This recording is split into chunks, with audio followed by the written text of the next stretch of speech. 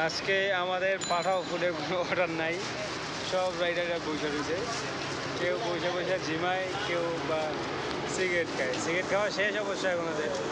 এখন সবাই বসে বসে মোবাইলে আড্ডা দিতে। যখন ভাই আজকে যে অর্ডার নাই এই সম্বন্ধে কি বলেন, আপনার প্রতিক্রিয়া কি? আমার কোনো প্রতিক্রিয়া নাই। আমি সকালে নামি না, আজকে নামছি কোনো রকমে, কিন্তু অর্ডার নাই, কপাল খারাপ। না, সচরাচর শনিবারে একটু অর্ডার কমই থাকে, তো আজকে শনিবার সেই অনুযায়ী হয়তো অর্ডারটা কম।